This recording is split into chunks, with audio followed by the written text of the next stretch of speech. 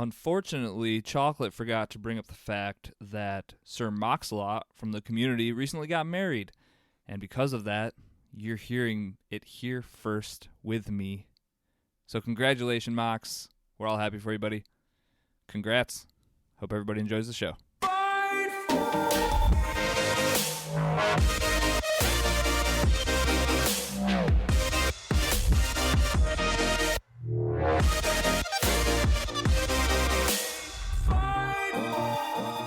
Hello, everyone, and welcome to episode 73 of Cross Atlantic Gaming. I'm your host, Risky the Kid, and joining me this week are my co-hosts, Chocolate Bear. Hello. Moose. What's up, guys? And joining us in our rotating fourth chair for the first time in a little bit, Chaotic. What is up, guys?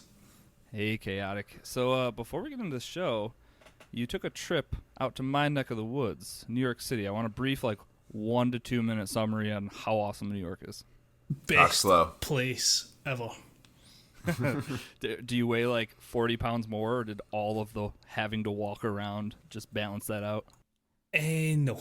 As much walks and steps and miles as I may have covered, there was no way I was burning off the calories that I consumed that week. No chance. Between pretzels, churros, whatever the hell they pronounce them, donuts, churros, you got it. cookies, yeah. Just all the street carts that you can find. 7-inch thick burgers, milkshakes that I'm pretty sure I'm now type 2 diabetic because of. Just, no way was I burning any of that off. Awesome. Well, I'm glad you had fun. Did you go to Shake Shack? No, we went to a couple other places instead. There's so much to do, especially if you're not from the States. There's so many places you could eat. And then you're also in New York City where the choices are just multiplied by thousands. So, I don't know if I would go to Shake Shack, Moose. It's pretty delicious. It's not bad. I do agree. It's good, when you're walking back to your hotel or the house that you rented or whatever, at, midnight, and you just grab, a box with burgers and fries and a milkshake. See, that was the killer. That was the killer for us. We would be finished with everything that we were doing during the day, and every single corner we went past, all we could smell was burgers or pretzels or hot dogs, and it was, I was just going to get one of them instead of trying to find something. Oh, that'll do. And yeah. And you could buy ice cream of all sorts of varieties on pretty much every corner too. So Exactly. I always had some sort of sherbet or bomb pop or something. For me, it was the hot dogs. The hot dog hot dogs vendor were in the, amazing. Of course it was, Chocolate. So good. Oh dear. All right, so before we get going, we did have an announcement to make. So our Patreon winner last week was Viva Sweeney. Congrats. I wasn't on the episode, so I missed that. But Sweeney has decided to donate his winnings to a giveaway, and the giveaway is going to take place in Discord. So, woo! Good Thanks man for giving back. Clearly making too much money. So we're gonna have the giveaway inside of Discord. Like I said, the bot is going to make a post on Friday, I believe, and then the contest is going to go for a week to the following Friday. So as long as you're in Discord, if you just go, it'll give you an emoji to hit right under the message. Just click that, and then the bot on next Friday will pick a winner. And then that's a $25 gift card to whatever. We'll hook you up with whatever you're looking for. Yep. Can I win? Oh, interesting. I don't know. A new development. I don't think I qualify. I mean, I think if you hit the little emoji, okay, it can pick your name. I'm going to go ahead and disqualify myself. How's that sound? Oh, okay. I guess we can all do that. Yeah, good call. Or if any of the hosts win, they have to double the pot. Oh, God, don't click that button. That's a real game Pass Roulette right there, isn't it? Oh, boy. I was going to say, it's open to everyone, so whether you're UK, US, Australia. I can't even think of anyone else. No, I think those are the only 3. So Yep. So We're if good. you're all welcome to join, and we will sort you out as the winner is. I encourage our Asian audience to join Discord because I'd like to see you guys get some sort of Far East currency. yeah, and make chocolate have to sort that all. Exactly. No. That's all I You really get want. 6 yen. Is that how that money works? I don't know. It's ridiculous though. I Or know is it that like much. 7,000 yen? No, I know it's like super expensive in Japan. All right, fine. Cool. I'll take your word for it, I guess. We'll give You you got US dollars. Don't worry. We'll mail them to you in an envelope. That's it. All right. Anyways, let's get into the show. Another week of gaming. What have we all been playing? Let's start with. All right. I'm gonna start here. I don't know if I should. Might be a mistake, but this is the first episode that Chaotic has been on since Borderlands 3 came out. His, I would assume, game of the year and his darling franchise. So, Chaotic, feel You've free got 3 minutes. to. Good luck. I'm actually going to shame myself here, but I actually haven't got as far as you have, Risky. I have been consumed with pro clubs, New York, and various other different endeavours. So you are actually further ahead in Borderlands 3 than I am. I feel so proud. Thank you. Well, what level are you at? We'll start there. I've just hit 32 today. Nice. So I mean, I think I finished the campaign at like 36 or something. So I feel like you can't really be that far off.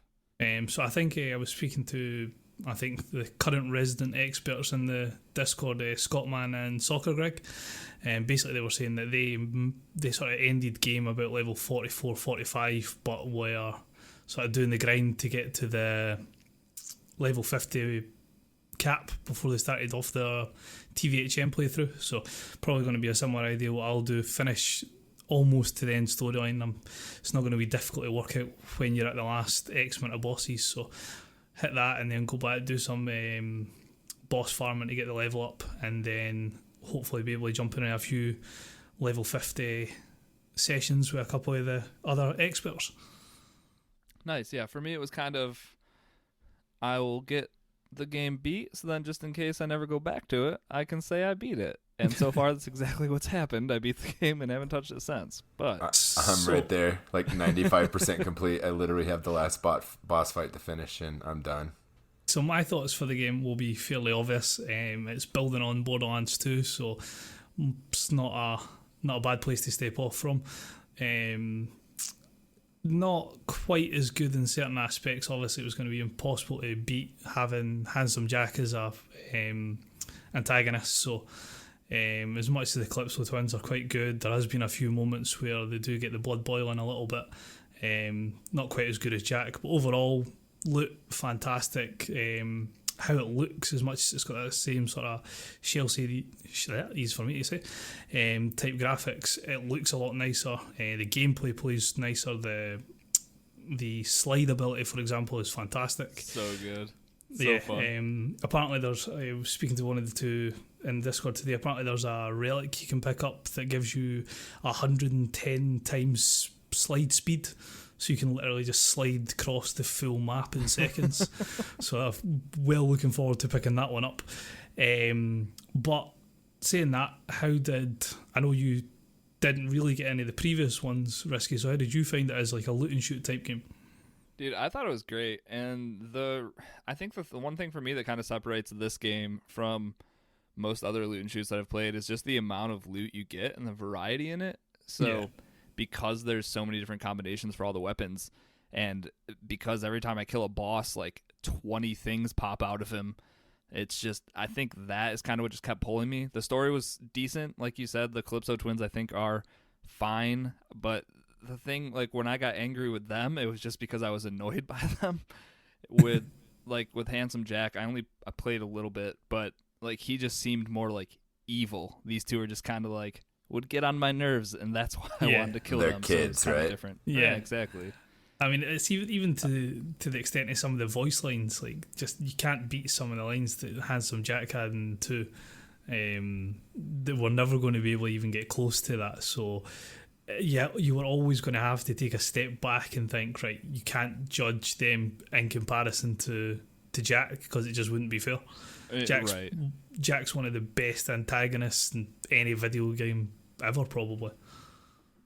Yeah, and as far as the loot thing goes, like, so I've been playing Destiny again recently, and just seeing the difference between loot drops, it's kind of like going from Borderlands into Destiny now. Like, Destiny is kind of just like, man, I sure wish more things would be popping out of all these bad guys. Like one engram every like 50 to 100 enemies, wherein with Borderlands is like every other guy I killed dropped something. Whether it's like, yeah, what were you saying? I was going to say, what I like about Borderlands as well is I think they can get away with it because of the style of game they are, is the balancing in certain weapons and certain builds doesn't need to be spot on. People aren't going to mind if they've got a character that can melt a raid boss in 3 hits, for example, because it's Borderlands, you expect that. But what I like... Oh, chaotic. I heard like maybe 10% of what you just said.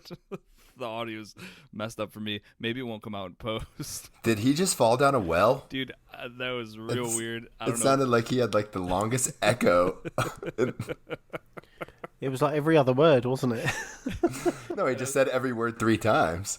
But it's going to be really funny when I go back and look at the actual audio, and then it's all completely normal. So, well, I could see on his audio thing that we're recording here, it was revving, kind of like an RPM thing. It was like wah wah wah wah wah wah. All right, he's gonna hop out and hop back in. Okay. It sounds like he's enjoying Borderlands though, and we'll definitely get around to beating it. Hopefully, maybe. I mean, by the time he finishes it, you'll probably be looking for someone to help you out to finish it, Moose. So. As in, like right now. Yeah. All you got to do is give me 5 minutes, Risky, and we'll be done with it. That's true. I can give you 5 minutes. I can afford you that time. Afford you that time. Sweet. All right. And can you two carry me afterwards? Absolutely not. Are you still in the tutorials? We can't play the game for you, Chocolate. You got to actually put the time in. No, I've decided to put that on the back burner. I'm going Gears 5 first. That's my first game to get out of the way, and then I'm heading back to Borderlands. You can do it. I will do it. Nice. Chaotic, you back? How's your audio? Hopefully that should be everything fixed. Much better. Woohoo! Yeah, well, I don't know where to hop back in there. Final thoughts on Borderlands? I guess we can go there. As you said before you introduced it, so far game of the year for me. There's 1 or 2 that are coming out tail end of the year that might challenge it, but I would severely doubt it. I mean, the only one that I can see that might come close will be the Obsidian one. What's it called? Outer Worlds. Outer Worlds. Yeah. Yeah, that's coming out in a couple of weeks too. Yeah, so that could be the only thing that I see. I know Star Wars and that are coming out, but that's not going to be enough to pique my interest away from Borderlands, for example. Until they are. Especially with the amount of DLC they're bringing out as well. So, Chaotic, just real quick, let me get this straight. You have to beat the game twice to beat it. Is that correct? Yes, same as 2. I imagine they're going to introduce another level cap later on, like they did originally with Borderlands 2. So you've got your normal mode, you've got your TVHM, and then I imagine they'll bring out some sort of UVHM at the back of that. And then obviously you've got your Mayhem modes, which there's 3 at the current moment, but I think they're planning on bringing out even more, very similar to what Diablo do. But most fans don't consider it, like, super fans don't consider you done until you've beat it on True Vault Hunter mode. Oh, Is yeah, that right? you have to beat it on all difficulties, and then you'll have to play through it all with the Mayhem modes as well. Ain't nobody got time for that. Oh, I'll have that done by end of the year. You're a crazy man. In fairness, I think Scotland and Soccer Greg are pretty much there for that. They've done normal mode. I think they've just about done TVHM, and they're doing Mayhem mode as we speak as well. So These are also the 2 people in the community that still actively play Anthem, so... granted. Sorry, guys. Cheap shot. So yeah, they're just as hyped into it as I am. But I must admit, when in the build up to Borderlands 3, obviously the 3 of you know how hyped I was for it. But I'm shocked at how much, like, the people certainly within the community have got behind this and how much they are into it as well. I wasn't expecting there to be such support for the game this soon. I didn't. Yeah. I was right with Moose, where I think we were both kind of like, yeah, we don't really care about this game, and then we ended up buying it, and then we didn't stop playing it until we beat it. That's what I was really shocked by, how much people were enjoying it, having had no sort of previous interest in the rest of the series. It's doing something right. Yep, I'm having a good time with it still, and I may dabble in True Vault Hunter mode. I don't know if I'll get all the way through the game twice. That doesn't sound like a Moose thing to do. Well, Moose, give us a shout if you're jumping into it, and I'll run through TVHM with you as well. No doubt, for sure, dude. Boom. All right, moving forward. Moose, tell me about this Google Play Pass, the Apple Arcade knockoff? I think it's more of a me too. They're like, hey, they're making money. Let's do that too. Hey, we like money. Right. Good So, deal. I don't know exactly how the Apple Arcade works, but this one feels kind of cheap to me because it's a curated list of apps, not just games, but there's some really good photo apps in there. There's some good video editors, things like that I could utilize. But as far as the games go, there's a few of them that have piqued my interest. One is kind of like a trials game, but you're in a monster truck. So that was fun for me for about an hour or so. But really, it's, right now I'm doing the trial for, it's like 14 days is free, and then you can do it for $1.99 a month for 12 months for the introductory thing, and then I think it goes to $4.99 a month. And like, you see all these games that they have curated, and then when you tap on one of those games, it instantly brings up all these other suggested games with prices on them. It feels kind of gross. Oh, that's Yeah, that's kind they're of like, rough. if you like games like this, try this game, but it's not included in For the. $3.99. Yeah, exactly. It's not included in your monthly sub, so you've got to pay on top. Yeah, I will say, because I dabbled with Apple Arcade. That, from what it sounds like a much more finished and polished product. Like, Well, Apple's always going to be that way. They've got to go through, how many quality control things before they release True. something.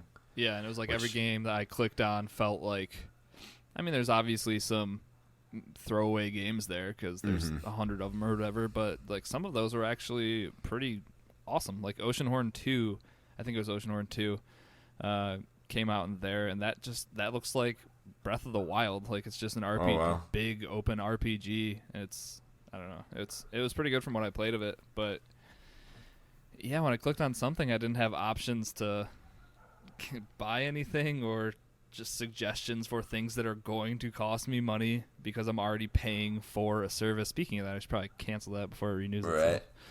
But Yeah, I found a game called Titan Quest. I believe that it's on Xbox and PlayStation as well, and it's almost like Diablo, and you are a Greek citizen that goes out and is fighting monsters and protecting cities, and and that's the thing. I wonder if like any of that stuff was day and date with like their Google Play Pass thing launching, where Right. with the Apple Arcade, it was like the day it came out, there was a few games that were launching like with the service as it started. as a new game. As far as I know, everything I've seen is all old titles that they're just porting to phones at this point, like Stardew. I think Inside is one. Yeah, I think I saw Limbo on there too. Limbo, yeah. But so if you've never played some of these games, Right. One, I don't think this is the optimal place to play them by any means. But for $1.99 to play all of those games, if you can get them beat in a month, like that, Right. Okay, cool. Definitely a turn the sub on for a month, turn it off kind of thing. Exactly. Keep your eye on the store, and if something piques your interest, it's worth $1 or $2 to give it a shot and see what else they have to offer for the month. Which, like, the people who are good with all, like, just because that's all we have now is subscriptions for Right. everything. The people who are the best at turning that stuff off when they're not using it, like, there's no cheaper way to get your hands on games, media, Right. anything like that. But if you're like me, you've just got 12 subscriptions that renew themselves every month, no matter what. So Yeah, I'm actually thinking about subbing to that service that tells you all the subs that you use, and canceling the ones that you haven't used in the last 30 days or it's the whatever most it is. backwards thing I've ever heard. But it makes sense. How much money do you think I would save by doing that?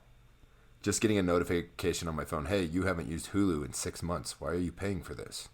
But just in case that one thing comes out, I think if it was easier to sub and unsub, or maybe it is. I guess I've never looked into it, so maybe it is super easy to just turn it on and off. I wouldn't know. I don't know. You just want a button click, don't you? Just one on, off. You ever on, tried to quit off. a gym? I've had the same gym membership for like 15 years now, and I haven't gone in probably like 6. So yeah, I'm sure you have tried to quit once or twice. You just get frustrated and pay again. Yeah. So yeah, it's not the greatest, but they could add things to it, and it's got potential. Especially if Apple keeps hitting it out of the park, they've got to try to compete if they want to charge $5 a month for it. Right. Agreed. Apple Arcade is the first month's free for people that wanted to check it out, though. Right, and this one I think is like 10 or 14 days free to start with. Okay. Cool. All right. Let's go over to Chocolate.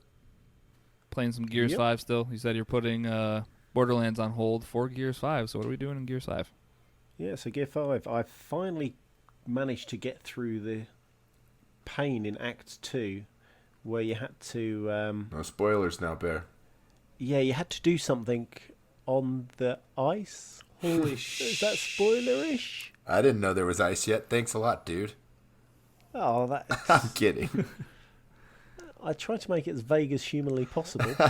No, you're good. But it's it's good. I think I'm on Act 3 now, and you can feel that the story's starting to ramp up, and you can feel that it's going somewhere. So at the moment, I've got a strong inkling of what's going to happen for the final.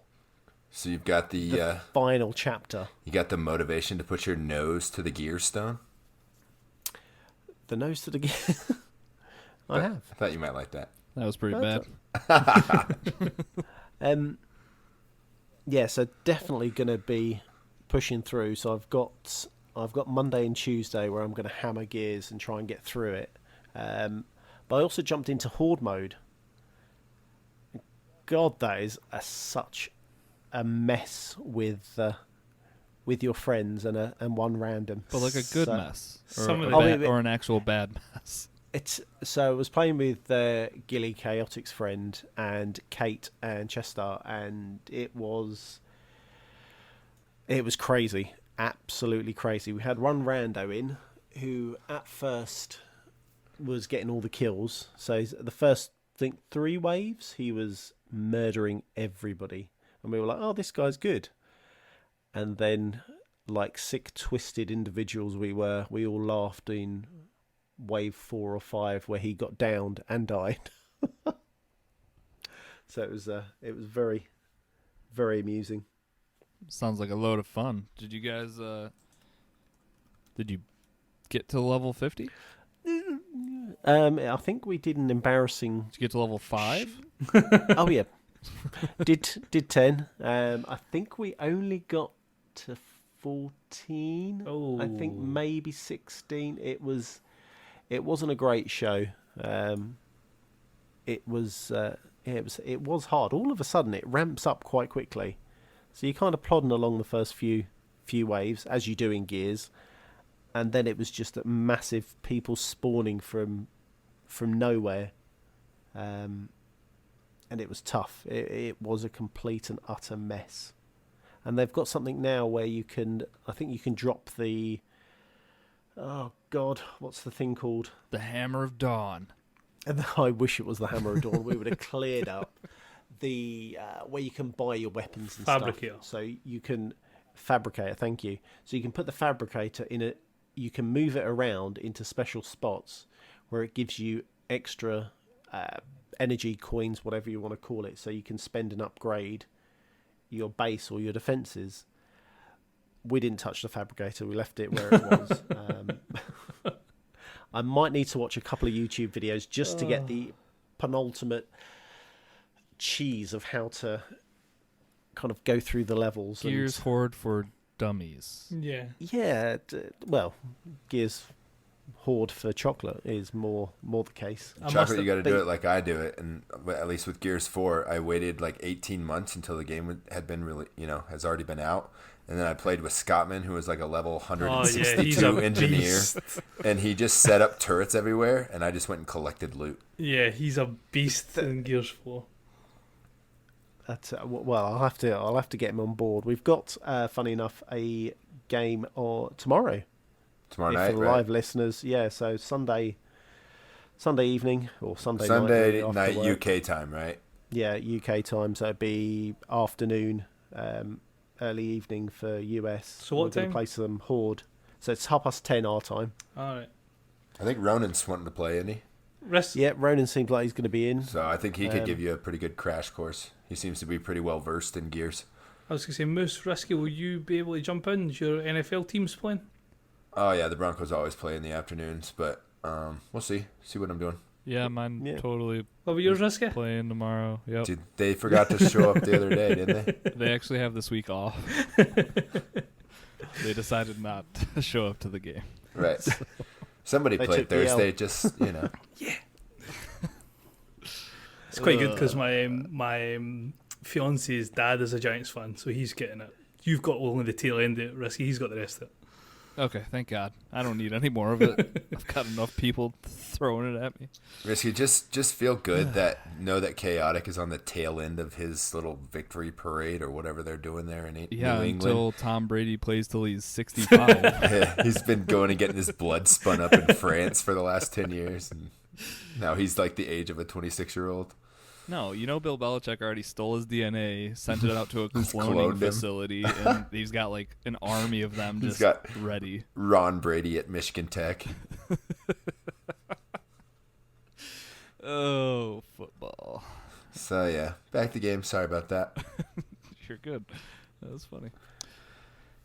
Yeah, cool. So Gears 5, good. And people playing tomorrow, better. Perfect. Good. Someone Playing show with Chocolate the ropes. Yeah, help the bear, please. Help the bear. How We can did the start a grenades work campaign. for you, Chocolate? Very well, thank you. Sure. I know how to plant them. You got them? Yeah, Cool. don't- He's just I've got a part-time gamer looking for a carry. So That's why I was We need to make surprised. shirts. That's why I was surprised they let the guy go down in the fourth round. Thought he was been running around like, no, help! It's Someone. it, How do I throw He these wasn't on- grenades? he was not on comms, so he was out. Love you, Chocolate.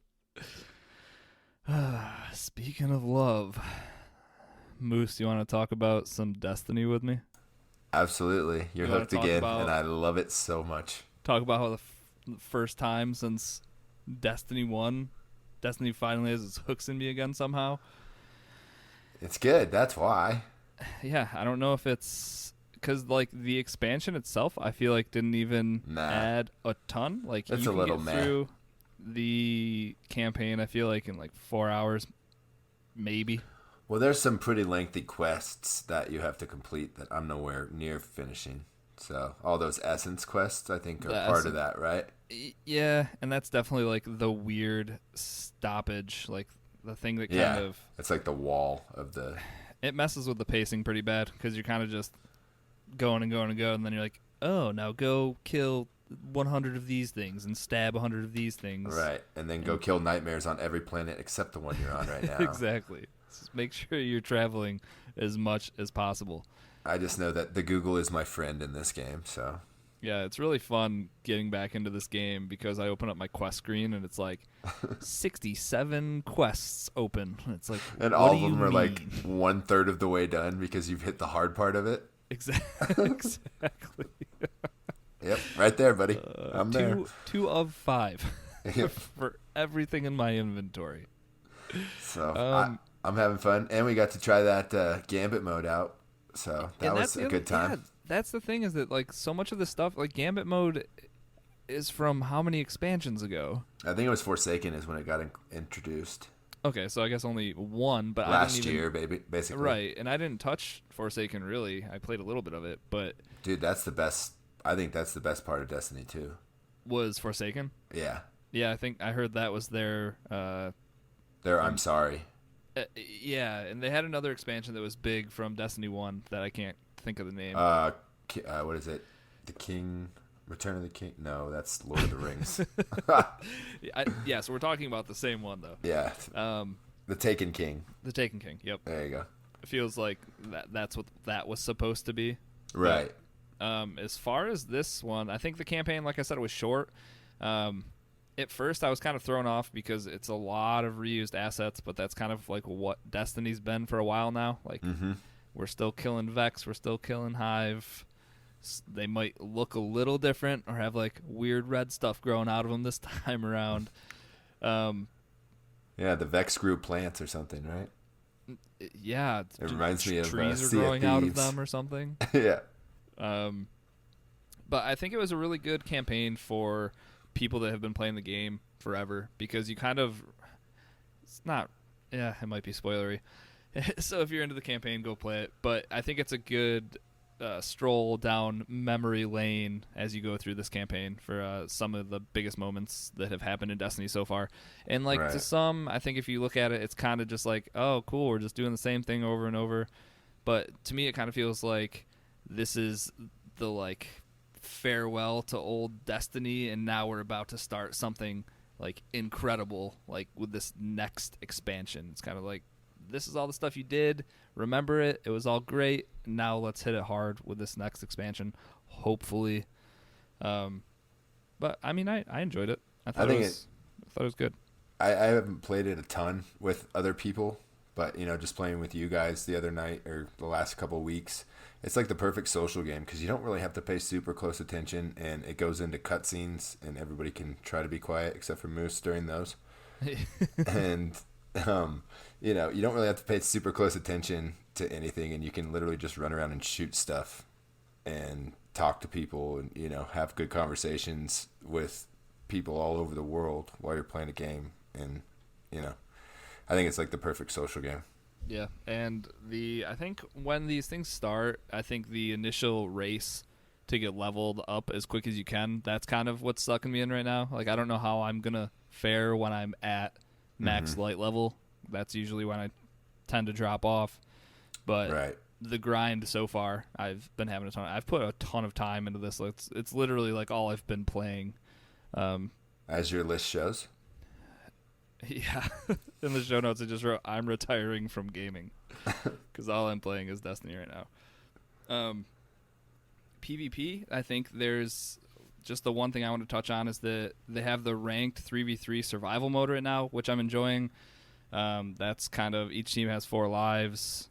Once you spend those, then if you get killed, you're just dead for the round, and it's first 1 to 4, I think.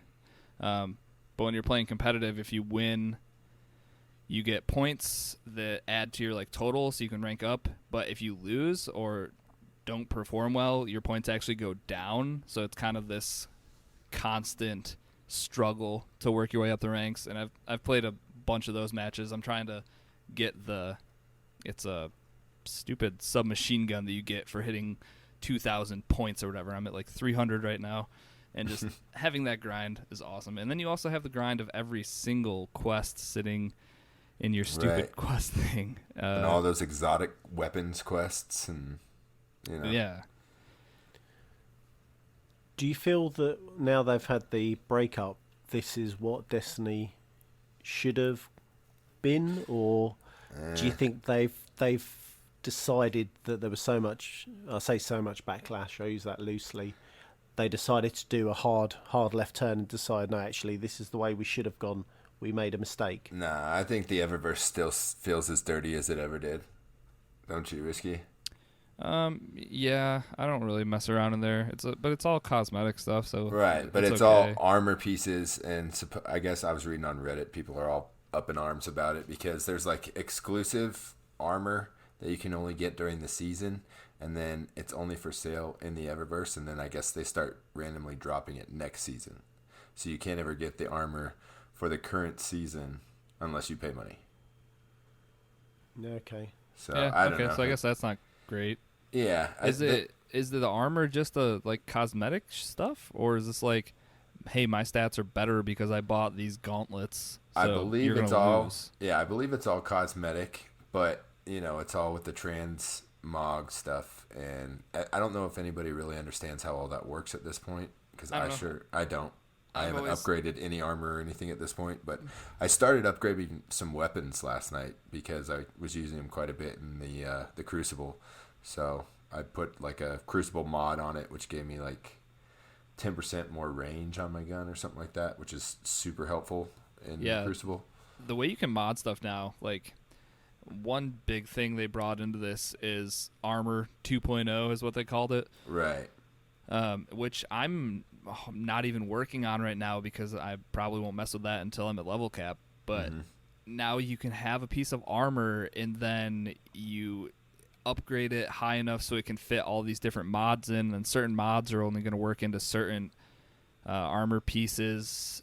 And not only just the armor piece, but then also if it's void, solar, like the type it is, it's just they RPG'd the shit out of this game, and I think it's a really good thing because it gives people something to shoot for, and like random rolls are here like they have been for a while now, and there's just, if you had to pick one game that was always going to have enough content, like this is my World of Warcraft, I think, or right. I think that's fair to say. Like if it was one game you were going to play all year long, it's like they have the seasons now that change every 3 months, and so far this season they've been adding things each week, and they have a roadmap for, you can literally see what's going to happen each week for the next like couple months right now, and I don't know, I think they're doing well, and nothing seems stupidly overpriced. I think I paid $35 and it came with the season pass, right, and Shadowkeep, and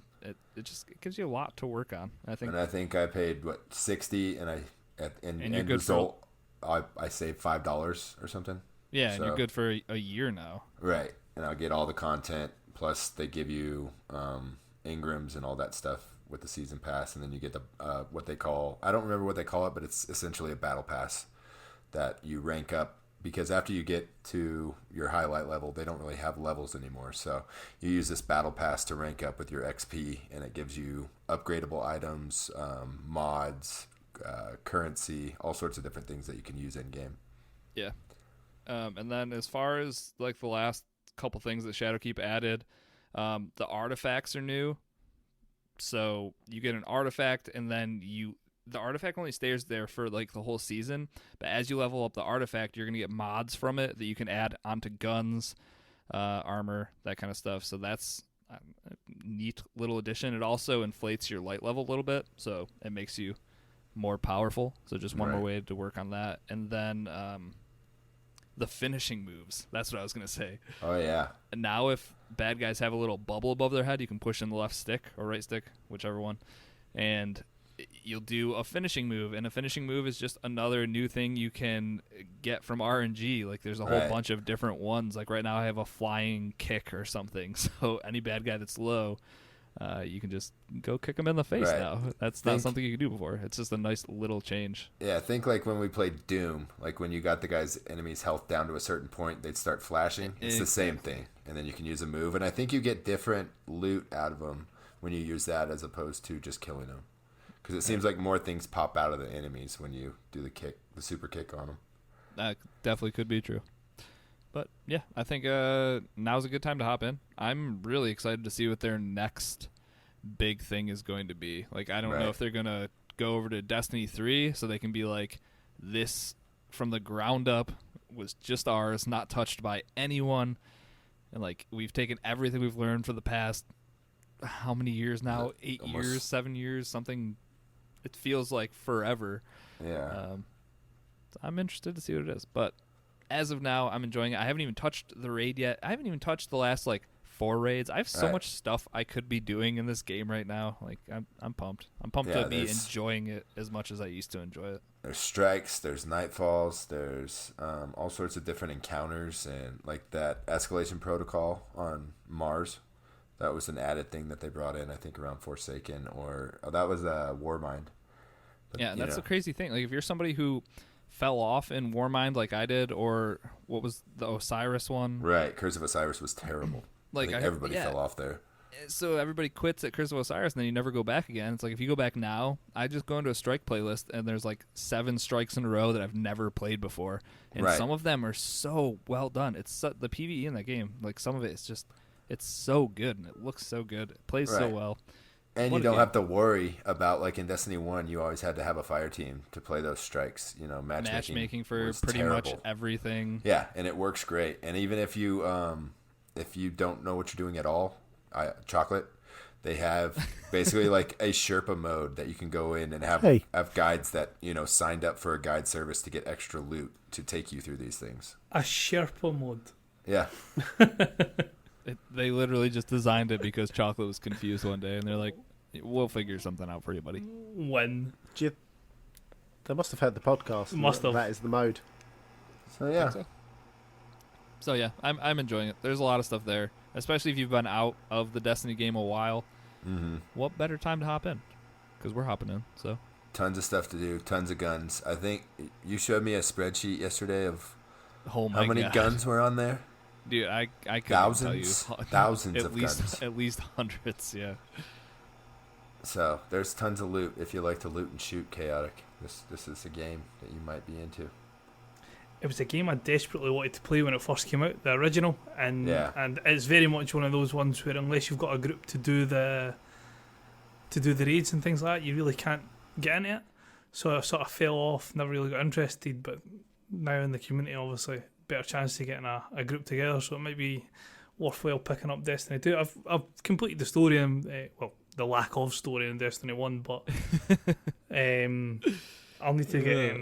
I'm going to try and see if I can pick up 2 and some sort of sale with all the different expansions. And I mean, dude, packs. even if that's like, we didn't even talk about it, but New Light, it's the free-to-play version of it. Like, you can still just download that, and we can go mess around in the crew. Like, there's so much stuff we could still do together right now, even if you don't have Shadowkeep and the newest stuff. Like, we can still just run strikes. We can still do Crucible stuff. Like, it's wide open to everybody at this point. And play it on PC, play it on Xbox. There's crossplay. Like, there's, I don't know. It's Destiny's in a really good place right now, I think. Right. So And we were talking last night, and we thought, about 100 hours of free to play content before you actually have to pay something. At least. So with how it is just now, you can obviously download the base Destiny 2, and what's the other part of it that you can get for free? Forsaken. It's everything Everything before up to Forsaken. Everything Yeah. up to Forsaken, and then what you need to download, you need to pay for Forsaken and Shadowkeep. And then, yep, exactly. Right, but like, so the last 2 weeks I've been playing a lot with Jesse, Prince of Cats, who's just a New Light player, so he's a free-to-play player, and like, we've had no issue just playing every couple nights, just doing whatever. Like, he can still get his light level up to where the level cap is, because he can still do his weeklies. Like, the only thing you're really missing out on is like the stories, the story campaign, the raids, maybe a couple strikes. But there's still missions and events and things that Risky and I hadn't done yet that we could still play with Jesse, and it's still new to us. So well worth picking up the base as it is, using that to get your light level where you need to get it before pumping any money into the other two. Yeah, make sure that Moose and I are actually playing it like a couple weeks from now. Maybe don't go spend your money just yet. Risky, can you play the Leviathan raid and the raid layers? I know you can. New Light. You can play Leviathan and I think the first like 2 raid layers or something like that. That's probably the best part of Destiny 2 right there, and I've got one portion of it completed.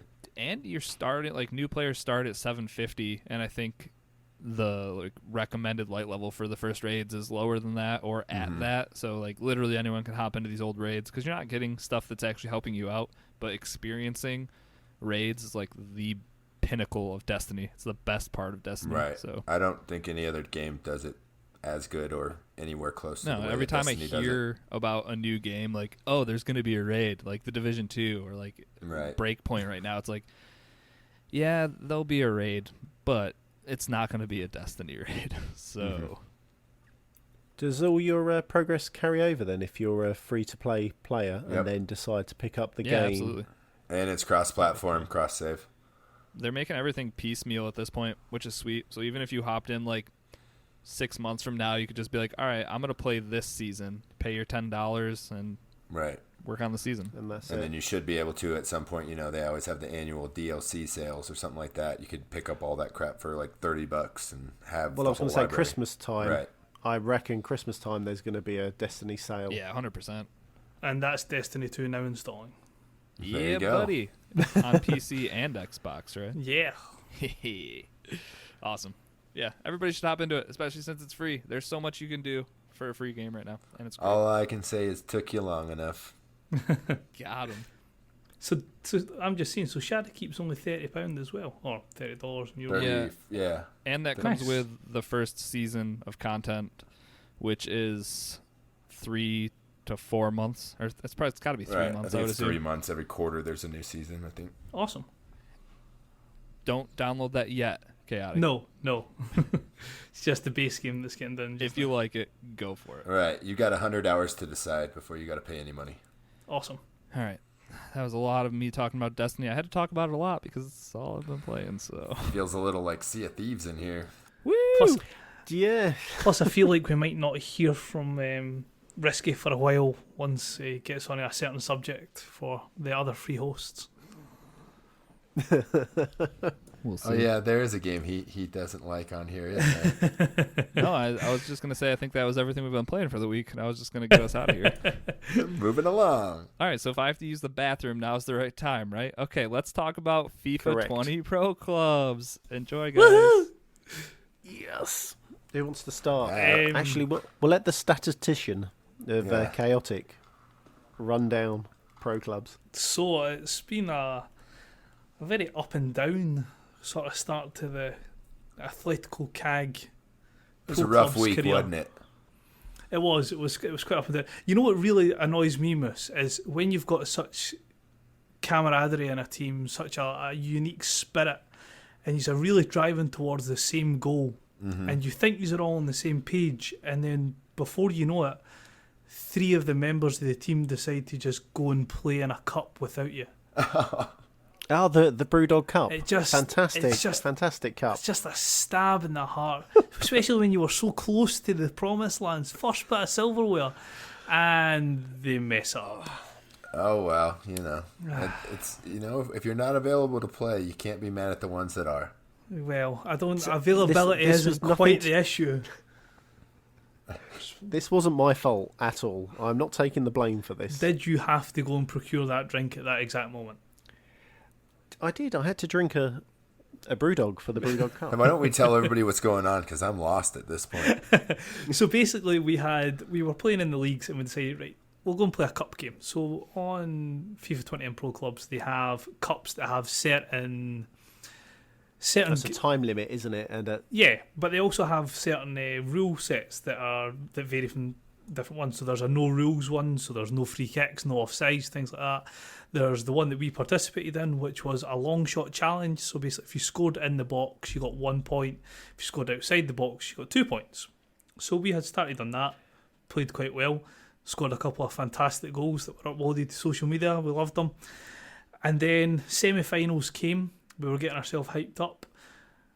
What I was under the impression was the arrangement that we were waiting till everybody was sitting ready, and we would then proceed into the semi-final. yeah, so we'd back out of the lobby. Everyone would back out. At the request of I went Chocolate, might I add. to go get a beer. To which case, himself, I've actually pulled Chocolate up for his name, but I'm going to call him like Gilly, has decided to... Who was the other one? Was it Ryan? No, Ryan was out. No. Me and Ryan were out. Was it Eamster? No, Eamster was out as well. I think it was JK. Yeah, legend, that's who it was. Yeah. So those 3 decided that they were going to crack on without us. Well, I just got to stop you right there. And Gil in chat is saying, go ahead and take the blame, Chocolate. So Yeah. So I- those 3 Not decided my that they were the superior Pro Clubs players. so and they didn't need started us. the game without you guys? Left myself, Yeah. Ryan, man. and Eamster on the bench to not participate in the game. And safe to say, we didn't win the Brewdog Cup. Well, just from my experience with playing with all those people in that situation, Ryan and you seem to score a lot. And Tends to be helpful. Eamster seems to be a brick wall in the back. So Tends to be helpful. Right. Oh my god, that man cleans up Yeah, in midfield. He gives himself such a hard time, but oh my god, we would concede cricket Yeah, scores. he's really good at defense. And why would you ever play in a semifinal anything without him back Exactly. there? And to go into, as Chocolate was saying, the stats, in FIFA 19, I came across a really good website that breaks down your game-to-game performance to show you just what you're doing. And I think if you look at Eamster's played, I think the third or the fourth highest amount of games and has the second highest win percentage.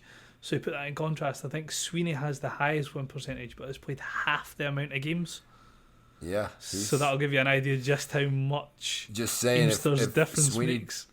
Yeah, if Sweeney doesn't show up soon, there may be a new FIFA king in town. So Well, there's a challenge being outstanding that both of those two need to get sorted. So that will be interesting to see how that plays out.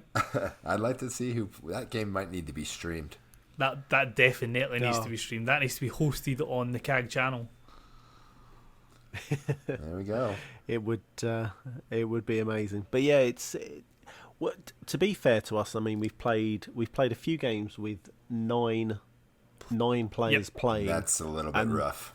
That's difficult. Oh, it is very hard to keep your positions and to try and even create space. Yeah. And I just end up holding down left bumper the whole time. And what ends up tending to happen is we've got 8 players all within the sort of 25 yards from goal, and there's just zero space to move. Right. And it's easy to come. Yeah. It's easy to turn around and say, as the striker, stay in your position because I'm the furthest up the pitch anyway. But it's difficult when people obviously enthusiastically want to get forward, get supporting, but it just ends up making it an absolute horror show. Oh yeah, it can go completely Turns crazy. into children's soccer with everybody following the ball. I think I've seen No, children's everybody soccer games better organised. At least children's soccer, they'll dribble it to the goal. Everybody just stands about 10 yards outside the box and starts ripping shots. Just hoping one might find the back of the net. I need that goal. Did you guys, I need that goal. Ryan, did you guys say you had 9 people for Pro Clubs? we had 19. 9 out of 11 were on That's the awesome. field. Well, So I I mean, think- it sounds like it might not have been that awesome, but it sounds awesome at least. I always think have fun when I play, but I think I'm a giant hole at whatever position I play in. So. I think at one point we had two centre backs, we had the full midfield covered, and then we had myself, Ryan, and Graham up front. So there was only 2 places. I think goalkeeper, Right. left back, and right back were the only 2 that were the places that needed filled in. That's awesome. I like it. It was great fun. It was great fun. Very frustrating, but it's so much fun. So much. I have enjoyed Pro Clubs a lot more this year. Going from just playing as like 2 people in 19, 18 and through all the iterations to actually having a squad to play with, it's a much better experience. I know I've spoke quite a lot of times with Graham about it. When we played last year, if we played against a 2 or a 3, we usually tend to get a result, whether it be a win or a draw. But as soon as the numbers start going up to like 4 or 5, you don't have a chance against that if you're only playing as 2, because they can just stretch you so many different directions. So Right. And the AI is so terrible in that game. This year they're a lot better, to be fair. Are they? Compared to what we had last year, this is like going from school children to watching Real Madrid play. Oh, wow. That's how much of a jump up it is. There is such an improvement. It is ridiculous. It's I don't know. It's great. This year we started really late last year playing pro clubs. I think because we've hit this early, everyone's jumped on board. We've gained a couple of new guys who's jumped into the community, and they're on pro clubs as well. And it just helps. I think every day there's at least 3 people, maybe 4, that are willing to play. Right. And we're all the times are matching up, and pulling yourself in for getting the game as well. I'm very happy that we've got America covered in our pro clubs. Yeah, we could use some more representation. Absolutely. So if anybody else wants to jump in and help us out, Definitely. It's open. Come join us. Are we done with the soccer talk? I mean, think we so. we could drag it on for another 10, 15 minutes like Destiny if you want, but No, we don't. Risky. No. Just download the trial and play a night of of clubs. It's fun. Who's gonna save the moon, Moose? We will later. All right. We have one more game to talk about, and that is Breakpoint. That's Tom Clancy's new joint. Moose, Right. how are you enjoying this? I hear it's a mix of a few games. I know. I'm really liking it, and this may be only me that feels this, but it feels like Assassin's Creed and Wildlands kind of had some kind of a weird bastard baby, and this is the game that came from it. Yeah, he told me, you're like, it just reminds me of Assassin's Creed, and I was like, what? What are we? Like the what are we loot playing? system. Yeah, the loot system feels a lot like Assassin's Creed to me. Right. So yeah, I played a little bit. I literally got right back to where I played up until in the beta. So Like to the dock part where I can't get past by myself. it's kind of discouraging just playing the same thing again. But yeah, I don't. But it starts off in true Ubisoft fashion, right? What does a helicopter crash? You think? Hey, don't spoil it for anybody now. I don't think. I think everybody going into this game, if they played any other Ubisoft game, that there could potentially be a helicopter. Right. It's gonna crash. Yeah, Like, as soon as you see a helicopter in the scene, you're just like, that's going down. it was like we're sending in 7 teams of Navy SEALs, and it's like we're gonna Right. insert them all with helicopters, and it's like no, you're not. Nah. There's like one guy, maybe 3 that survived that. So I've read a lot of mixed reviews for this game. Not It's very getting many of ripped them. up, dude. Yeah, not very many of them positive. Nope. Taking the reviews away from it, hands on, what would you two say? Like, compare it to obviously Wildlands. I would rather play Wildlands, or I would rather play Division. Wow. I'm having fun with it. I think it's fun. I think it's not that great of a game. Like the AI is really dumb.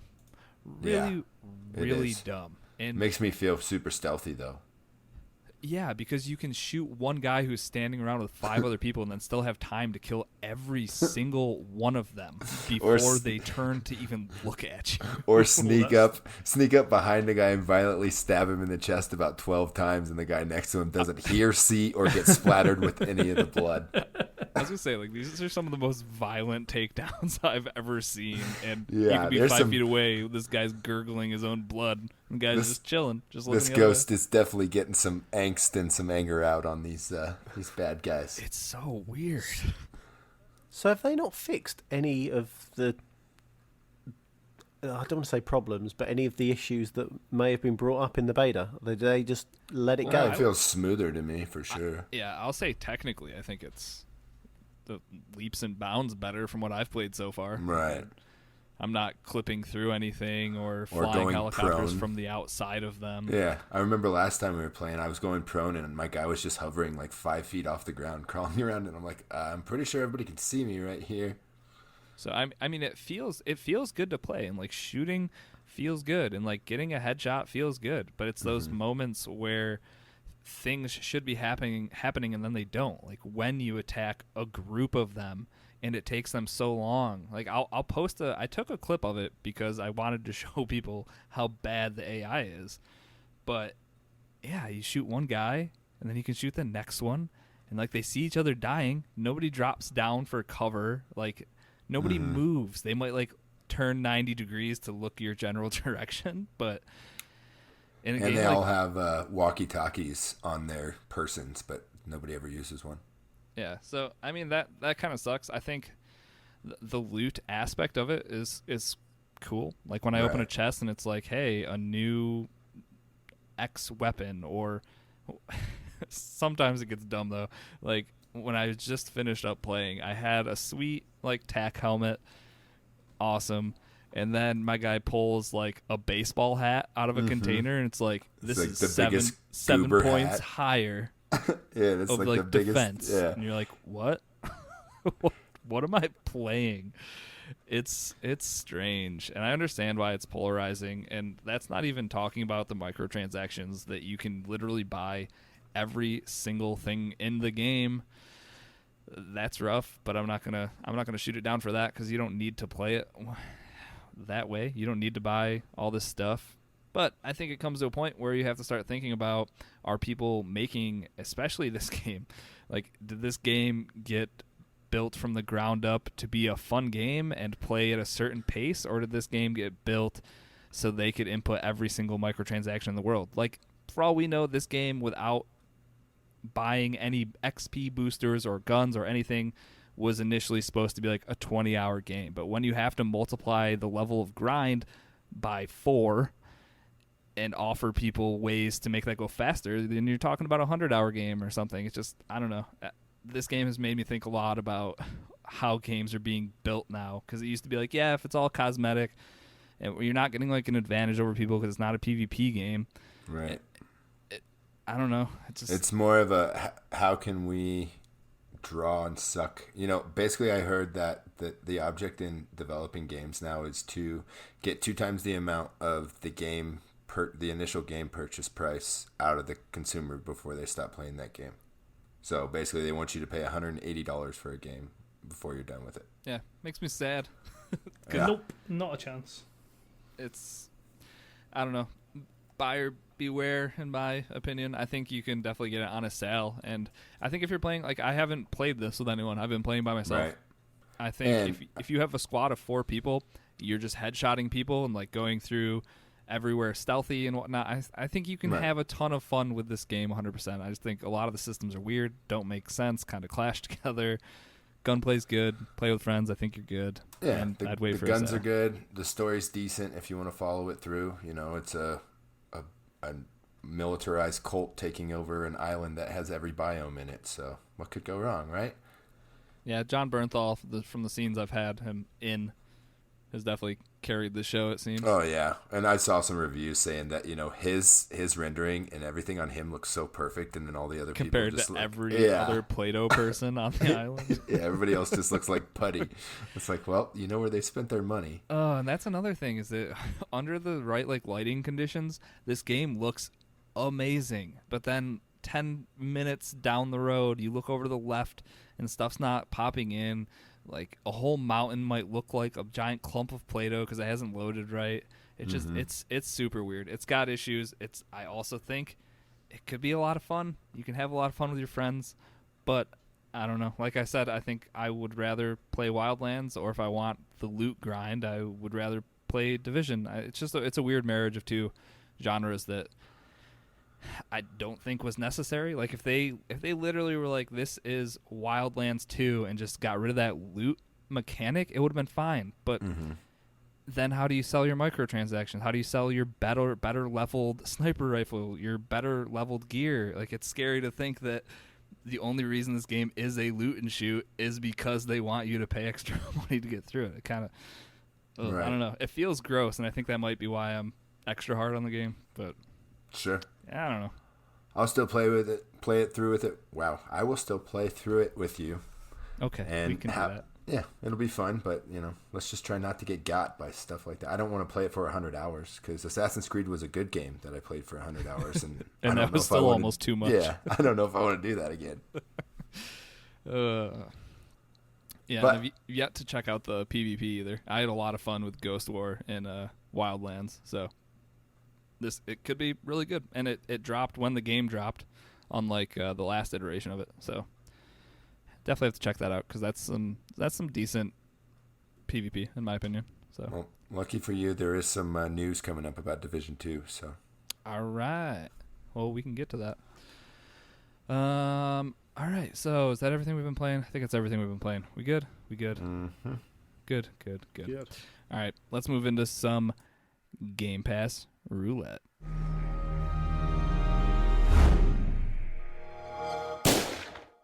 All right, so Game Pass Roulette this time around was Jump Force, courtesy of Moose.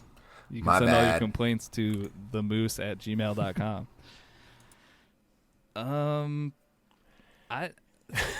Dude, I don't even know where to start. I'll start with my story of Jump Force. I watched a lot of YouTube videos about Jump Force. Why is that risky? So I was like, all right, I need to play this game. So then I went to play it, and then I hadn't downloaded it. So I was like, all right, I guess I'll just watch YouTube videos, and that's the whole story. That's literally what happened. People that have played it, though. Chaotic, you're an anime fan. Yeah? Yeah. Are you a fighting game fan? Yeah. How much did you love Jump Force then? Right up until the point where I found out that you could only have it in Japanese. That sounds great. So, no, right. If I'm being honest, the gameplay mechanics and how it looks is a beautiful looking game for what it is. I really like the art style that's in it. The destructible environments and the fact that you've got the ability to obviously use certain moves to change the area of that map, so you can, very similar to the old style Mortal Kombat games where like you could uppercut somebody up onto a roof and things like that. You can do that sort of idea. The special moves, the presentation for them is fantastic. The way that you can see the character taking damage through the game. So 9 times out of 10 when I was playing, I either had Vegeta or Goku in my squad, so you could see their armor getting broke, you could see like their clothes getting ripped, blood sort of coming on their face. So layout wise, really beautiful game, but having a game like this and you can only have it in one language to listen to, and it's a very cutscene heavy game.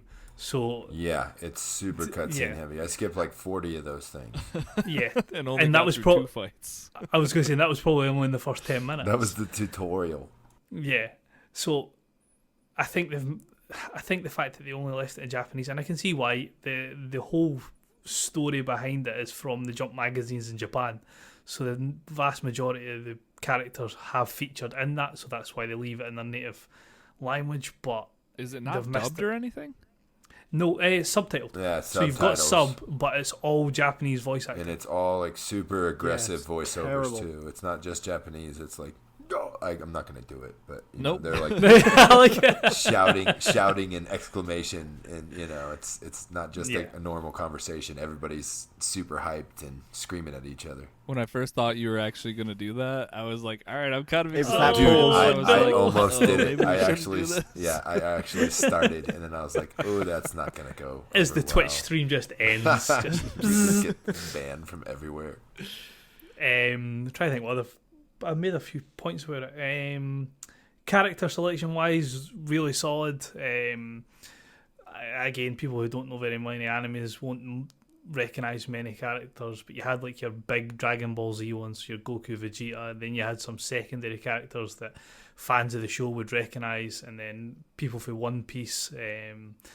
Not a big fan of that, but I knew some of the characters. Same with the Naruto ones. There was Bleach as well, which was a fairly old anime, so there's a few characters out of that. I'm trying to think of other big ones that people might know. There was Yu-Gi-Oh! Yugi was in there? Yugi's in it, and Seto Kaiba is a DLC character. What the thing I saw was that they pulled from 16 different sources, I think, and there's like 40 characters, I think. Yeah, there's like a that. lot of different animes in there, and the character pool is quite deep for all of them. It's not just like 1 or 2 characters. So as I was saying, like, for Dragon Ball Z, for example, you've got your 2 main characters, like your Goku and Vegeta, and then you've got your 2 main bad guys out of the series. So there's Cell, who had his own saga, and Frieza, who's had a full movie and a full saga. But then there's a couple of like secondary characters as well, so like Trunks, Piccolo, things like that. Majin Buu's also in it. So it's not just the odd 1 or 2 characters that you can maybe recognise. They do go quite deep for fans of the particular animes. Yeah, that's pretty awesome. That's one thing I'll say from what I've seen. It seems like this is for a very specific person, and that's somebody who loves fighting games and loves anime, and I am pretty sure I am neither of those. So. Most definitely, because like they don't even explain who the people are. They're like, hey, here's this person from this anime, and you just have to know who it is. Yeah. When they introduce the characters. As you were saying, it's very much focused on a specific group. It's not like a fighting game where, I don't know, like Mortal Kombat's now introduced Terminator to fight us. So some people, there's going to be people who might hate fighting games, but they're still going to appreciate the Terminator crossover, or like Predator being in some of the games. This is very much a case of, if you don't watch any anime, you're not going to have a clue who any of these people are. Who picked this thing? Someone that must have thought we were big anime fans. Yeah, Moose. No, I was just curious, guys. And I'm disappointed. I got to tell you, I'm a little disappointed in Jump Force. So I was hoping it was just going to be like Marvel vs. Capcom or one of those games where it's just a giant sheet of characters to choose from, and then you just push buttons and see what happens. So what was your biggest gripe with it, Miss? Was All it of the fact it that... was terrible. Really? Yeah. It was too many cutscenes. I didn't like the fighting mechanics. I got through like 2 fights after the tutorial. Had no idea what I was doing. Is this like a hashtag user error thing, you think? Oh, I'm or do sure, you think this absolutely. is genuinely just might be a But bad no, game? this is a story disguised as a fighting game. Yeah, I mean the story behind that, I'm sure spoilers aren't going to be an issue.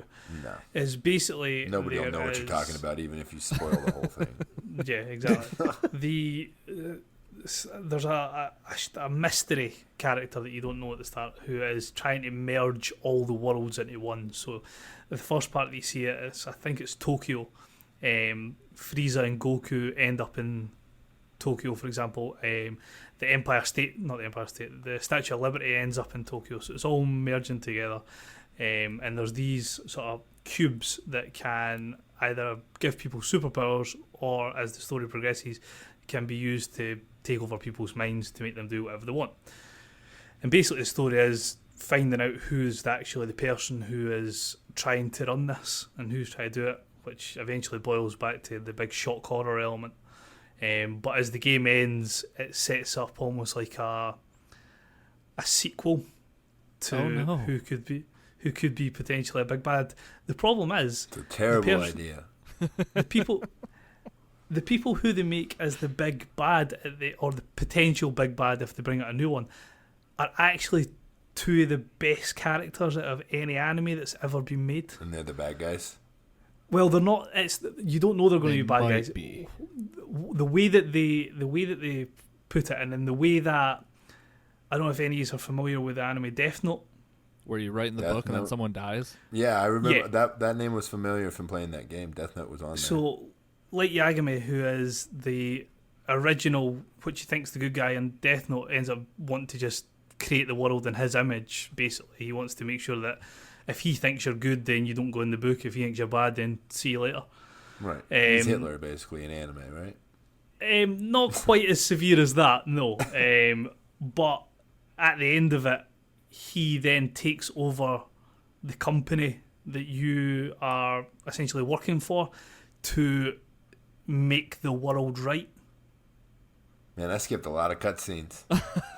This is right at the end. This is like end game stuff. So I'm thinking the way that I know the way that he behaves in the anime and the manga, for example, the other character that's in that L, who is the guy who's trying to stop him, sees him as not evil but flawed because he's trying to do the right thing. He's just going about it the wrong way. So it sets up potentially what they could bring out as a second Jump Force game. Have fun with that. I do like that Chaotic was like, I can't believe you picked this game. Then he's like, I beat the whole game. Honestly, any excuse to play as a full game with Goku and Vegeta, I'm pretty much sold. So Fair enough. it's an unhealthy obsession with Dragon Ball, I'm afraid. So, yeah, I was just hoping this would be like, Marvel vs. Capcom or Mortal Kombat and just like a little bit of an intro to anime. And that was definitely not what I got. What? Yeah, you got Netflix and a tiny bit of gameplay. What I thought terrible. Netflix. What that would have been perfect for is had they taken everything that they put into the game, all the anime characters, the whole storyline and things like that, and made it like a third-person Injustice. RPG. No, made it like Injustice. Made it what? So What is he saying? I don't know. Injustice, the God's, okay. yes, Yeah. Injustice. Yeah. Sorry. We're the worst. I was like, I don't know that word. So obviously that's a story-based fighting game, but it's one of the best fighting games out there. So if they'd have made it more that sort of quality, they'd have got away with it. But this constant cutscenes with terrible or not terrible voice acting. That's just the normal voice acting, but It was voiceover acting, voiceover acting. See if I like it. see if they'd have just had the option to, even if it was just like not even the people who do the actual English dubs, just an English voice actor doing the characters. Yeah, I could go Would've into a made it booth so and much shout better. things for a couple hours if they need somebody. Exactly. I'll do it from my house. Chocolate, what did you think about Jump Force? Chocolate didn't play it. Chocolate didn't touch it. Who you He kidding? didn't get through the tutorial. Right, Didn't so download it. Oh, here he comes. no, I downloaded it. I jumped the 1,500 cutscenes at the beginning. Attaboy. Good man. Did the fight, and then you have to run around the. I don't even know where you are, but you run around your little base Jump thing. Force It's like your HQ. tower. Yeah, and at that moment, I knew it was not Jump Force; it was Crap Force. Yeah, I I was kind of out. felt like the Monster Hunter lobby. Yeah, I was not. I was hoping that there was some sort, Injustice or Capcom versus Marvel, that type of fighting game. It wasn't. No. So I lie with Moose on this. He probably played more than I did, but I couldn't I do should it. probably apologize to the whole community, but I've been told that you don't apologize unless you mean it. So sorry, not sorry. I'm sorry that I didn't play any of it. Oh well. Or maybe I'm not. Good news is we can move on. That's true. Well, Got some feedback from the community as well. Yeah. Sure did. all right. So first up, Sweeney wants to know, why did you pick this? Curiosity Lapse of kills judgment. the cat Okay. every time. No, there was a fine judgment. It's just curiosity gets the worst side of you sometimes. Fair. That's a fine answer. Snoozles says it's not our type of game. I think Agreed. we agree with you. Fairly unanimous. And Blade says it's fun. I like anime characters, but I imagine Moose was like, WTF. Oh, I said that multiple times, among other things, Blade. So just on a little side point of this game, again, but sad. There's another Dragon Ball game due to be released that's going to be story based. Right. And what about the Fighters game? Maybe that was the one that I was trying to get. Z Fighters is a brilliant game. Yeah. Is You that picked just the like a wrong sheet of anime characters? game. I know. I got confused and I panicked. No, that's just all. Yeah, that's just all Dragon Ball characters, and it's very. I don't want to say Arcade Mortal fighter. Kombat-ish, but yeah, you pick your character, you go and do a battle, for example, and then you go off. I think there's two. There's the Z Fighters, and then there's the. What's Fighters? Right? Like Dragon Ball Fighters Z. with a Z on the end of it? Yeah, but then there's the other one. Is it Xenoverse as well, which is much more story driven, where you're like, Those are on the Switch, right? yeah, which is where you jump between different realities because you're part of Pass. the Xenoverse police or whatever. I can't remember. What it is. But Z Fighters is the one that you want, yeah. Yeah, I'll stick to Mortal Kombat or whatever's on Game Pass for the 20 minutes I want to play a fighter. Yeah. Sorry, guys. Wait, no, I'm not. So this was a literal miss for me, Moose. Yeah, I feel it's like I don't need to ask you guys. a terrible game. Take it off Game Pass. Oh, miss. And Chaotic, you're the only one that actually got through it. Would you recommend this game to people, or no, hit or miss? Yeah, I'm a guilty hit. A hit But- for maybe specific people. Yeah, I think if you've got a certain allegiance to certain animes, then it's good fun to pick it up and play it, because as I was saying, looks wise, when you're in the fighting part, it's a really nice looking game. That, as I was saying, with the different mechanics that they've got during the fight parts of the game, it's really good, but there's not enough of it compared to, do you want to skip this cutscene? Yes. Do you want to skip this cutscene? Yes. Right. So it's a guilty hit for the simple fact, bit of Dragon Ball Z, things like that, Death Note, but overall I'd probably say it was going to be a miss for most people. Okay, that's fair.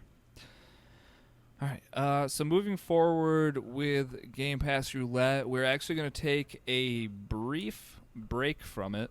Thank God. Just as Thank God. just as Fallout hits? We're Yeah, I know. I saw that today. Oh, that would have been perfect. Fallout New Vegas leading into what he's planning to do. Just lucky for you, Chaotic, the new Fallout, I mean, Outer Worlds is going to be our next Game Pass Roulette game. Whoop whoop. So we only got a couple weeks to wait. Right. So that game comes out on the 25th. It's like 10 days from release date of this podcast, I believe.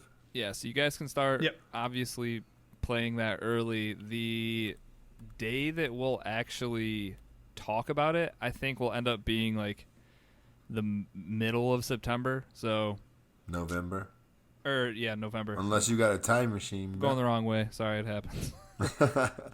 And so the first official day it'll be back will be the 5th of November. We'll bring it up then.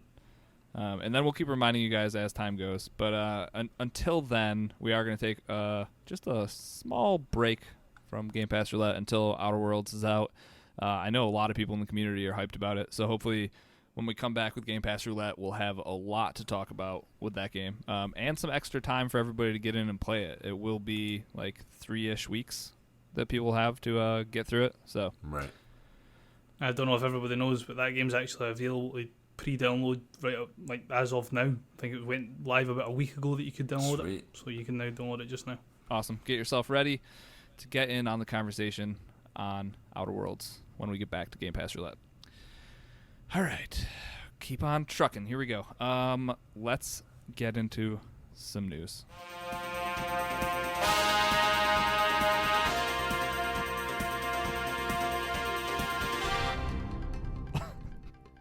Moose, you just refuse to every time, not dude. talk through every time.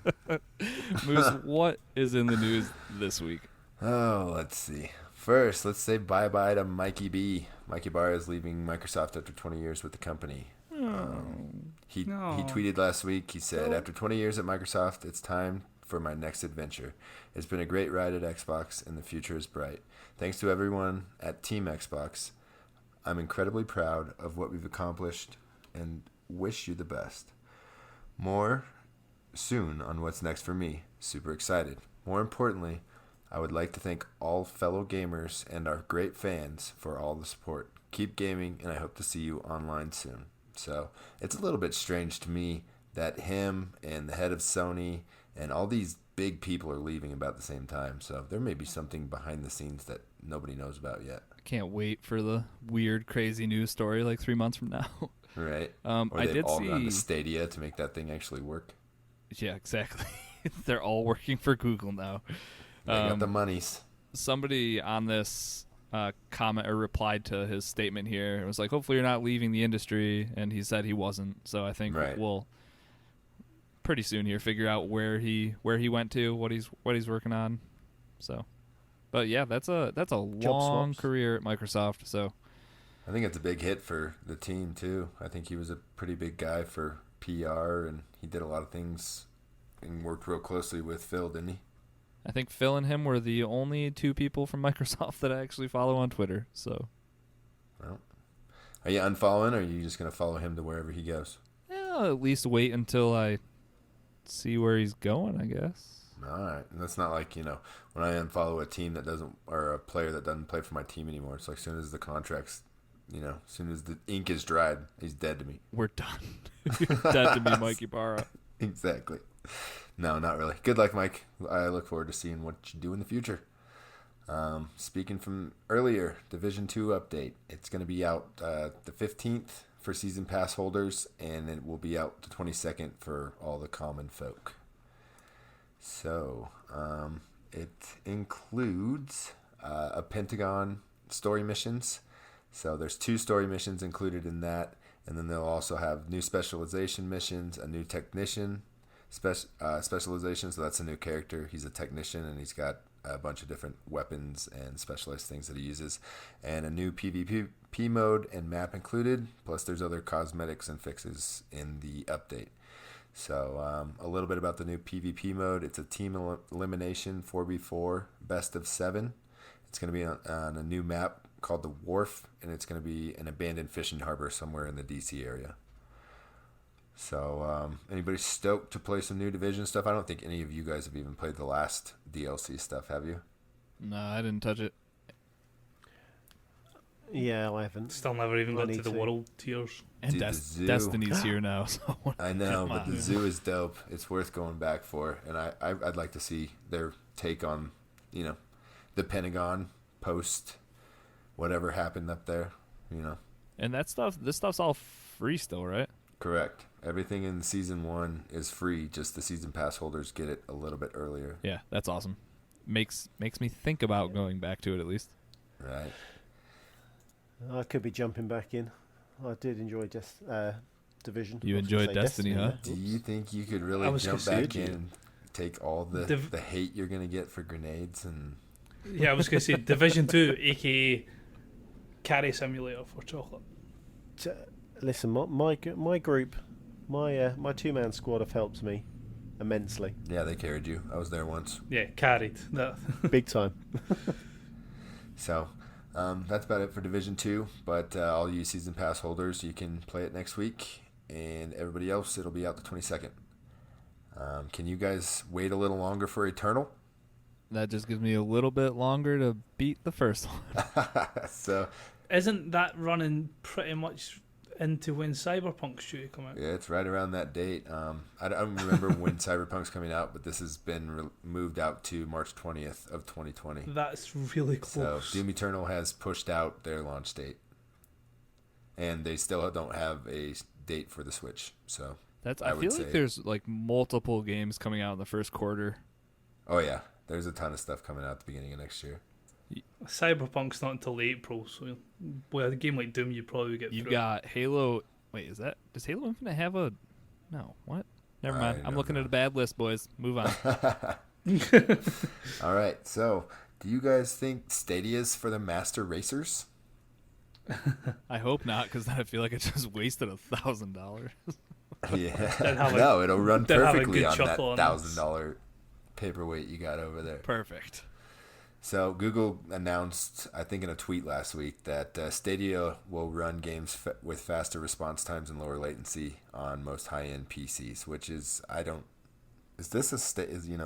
know why they had to come out and say this. That's kind of like a no-brainer, right?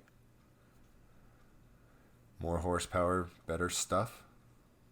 No, it's what it's meaning is the actual Stadia unit will run games better than PCs. Oh, I thought they meant that they'll run better No.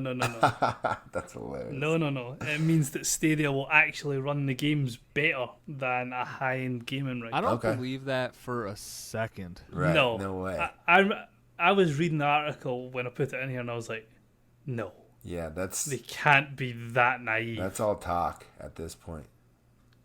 And anybody who believes that, well, deserves to get a Stadia, if I'm being honest. Hey, if this thing is everything it claims to be, then I'll go out and buy it the second Yeah, week that it's out. I will sell my I will Xbox, my Wow. PlayStation, I was my gonna computer. say- Whoa. I was about to say the exact same. Every bit of gaming paranoia I have will gone I'll and never replaced need by anything Stadia. else, apparently. So All I need is Yeah. my smartwatch and my controller, right? Sorted. I still need my Switch for my Nintendo exclusives, but other than that, This is true. So yeah, they're proud of their product. I'm curious to see what happens. So Fallout Legacy. This comes from Bethesda UK Twitter. Bethesda is releasing a collection of Fallout, Fallout 2, Fallout Tactics, Fallout 3 Game of the Year Edition, Fallout New Vegas Ultimate Edition, and Fallout 4 Game of the Year Edition. All going to be in one bundle. It's going to be available October 25th, only in Germany and the UK. So who cares? chaotic and chocolate, maybe. Yeah, I was like, I did not write this stuff in the news. It's so bad that I have every one of these games, with the exception of Tactics, and the Game of the Year editions, the Ultimate editions, and I still want to buy this. Well, I'm pretty sure most of these games are in Game Pass, are they not? Yeah, I've got I've had Game of the Year edition of 4 since it came out. I got New Vegas Ultimate edition when I got 4 because I won a competition. I got 3 when it first came out, and I've got the rest on Steam because they were like £3 for X amount of bundle that were on Steam. So they are, none of those games are overly expensive, yet the actual complete Ultimate package that they're releasing I don't think is the cheapest. Yeah, but do you have the helmet in the super sweet paper? I mean, canvas bag. That wasn't for that wasn't for any of these. That was for the game that we don't talk about. Oh, Fallout Oh. 76. Oh, that's No. right. That one's not included Don't in here. mention that. That's weird. And this looks like the price of it is going to be 36 fake monies. So. 36 pounds. Oh yeah, that one. Yeah. It's a shame it doesn't come Or with the is it little Deutschmarks or mini do they use euros now? euros. Okay. Yeah. So, for all you European folks over there, go get your Fallout on. It's quite ironic that this is coming out right before Brexit as well. Yeah, politics. Let's move on. For all you streamers out there, Elgato has announced an HD 60S Plus capture card. It's a new 4K capture card, and its features are plug-and-play accessibility, 1080p 60, HDR10, instant game view, flashback recording, live commentary, and unlimited capture capabilities. So, Chaotic, help me out, buddy. Yeah, this was one that I was sort of putting in for Chocolate as well, because I know he's got an Elgato. He's got the Elgato, himself. right? Yeah, he's got we've both got the HD60S. And this so one just it was does more 4K, correct? That's the only difference? 4K, and it does 1080 at 60 frames as well. Okay. Oh no, the other one does that as well. Sorry, it's the 4K, yeah, and the HDR. Right. Yeah. Okay. So it's basically like your Xbox One X compared to the One S or something like that, right? Yeah, Yeah. Elgato's got built-in ones that you can put directly in your PC that have these features. So now it's available in And the just actual the plug and play. You can just plug it in with the the USB-C plug-and-play plug one and for. be good to go, right? Yeah. And with So, the picture that yeah. you posted in news, it looked like it was ideal for the Switch, right? Just plug in your HDMI cord from your dock, and you're good to go. I think it's pretty much the same, yeah. Because I mean the basic Yeah, you the could. basic setup for the Elgato is a USB from the Xbox to the Elgato, for the Elgato to the screen, and then the USB-C into any available USB 3 Right. port. So you could essentially link up your Switch that way. I may be in I the could, market, but I don't know. Nobody streams in 4K at this point. There's not a good enough speed on the internet, is there, for people to stream things and consistency with bandwidth on 4K? Twitch, I don't think gives you the option to stream. I was going to say, I don't think does Mixer. I think only Mixer doesn't either. YouTube does. YouTube's the only one that you can do it on so far. Right. Yeah. But I've So- tried to watch 4K streams, and the big guys have good ones that don't lag and all that stuff. But somebody sitting in Yeah, their that's- their office or their bedroom trying to stream something in 4K is I can imagine, like, the bitrate you would need from like the servers that you were running would be ridiculous for that. Even for like the top end streams. A couple of the top end streams, I know Chocolate's watched quite a few of the gaming careers ones. I think he's got about a £4,500 PC, and even he scales some of his videos back because the bitrate that they ask for Twitch to stream in 60 frames. I can't remember. It's not 1080. It's the next one up. He even his computer can't run it. So They're limited on certain parts because of Twitch Mixer. Pulling in the data. Not that I'm technically gifted in any of this information I'm giving, but it's something where it compresses somewhere down the line and it can't push it back out to when you watch it. yeah, the best you can get is 10. But it'll all get there. My streams are 720. that with most tend to be either 1080 by 30 or 720, and then if it can do 60. Right. So, I guess it's good for future proofing. Everything's going that way to 4K. So eventually we will have speeds, or they'll be able to fix it to where the speeds that we have now will be able to stream 4K. So I guess we're looking to big price on it, though. Oh, really? What is the price on it? £190 that's up for. What's the 1080 Elgato running? What I say, it's about 120 roughly. 100. I thought it was 150. It could have gone down. I think I must have picked it up on a deal then, because mine was lower than that, I think. I think I got my HD 60 for like just over 100. I feel like. Yeah, that's what I thought mine was roughly. So at this point, I think you could get by with finding one on sale and keeping it for the next couple of years, and then when the capability's there, upgrade to this 4K. Yeah, the HD 60S is still on the Elgato website at 160. Okay, but you'll catch it in a couple of weeks on Black Friday for probably right around $100. Yeah, they always do massive discounts for Black Friday. So, all right, let's move on. Got some PlayStation news. PlayStation confirmed the PS5 for holiday 2020. They confirmed the name PS5 as well as some following specs: ray tracing, SSD. Controller will have adaptive triggers, haptic feedback, and a USB-C charging stick or plug-in. So that's good for all those Google phone owners like myself. Also, they had a little bit of PSVR news. The patent was filed for PSVR 2 and has been released due to launch with the PS5 or shortly after. So there's your PlayStation corner for this week. It's going to be an expensive holiday. And it's, basically if you look at the specs for the new Xbox and the new PlayStation, they're almost identical. They're using the same AMD chip. They're like... Yeah, same Ryzen 5 one, I'm sure it is. So, it's basically pick which color box you want. The only thing that I noticed was different between the two, and it might have just been the way that they've done marketing, but PS5 seem to be pushing ray tracing really hard. Right, and Xbox are like, everything. Yeah, we got that. Yeah, everything that you see for PS5, ray tracing will be somewhere in the first 3 or 4 words. Yeah.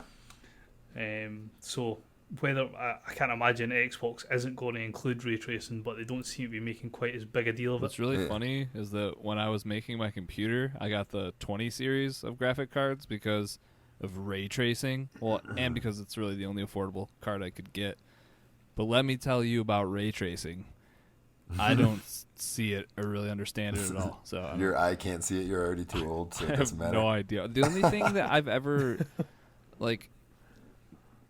associated, I guess, with ray tracing is that it gives you the ability to see reflections better, off of puddles and mirrors and stuff. But I don't know in what world I'm going unless you make your game all about peeking around corners with mirrors and finding things in puddles. I don't if I'm playing a shooter, I'm not gonna stop to look at a puddle. I think it's more for them.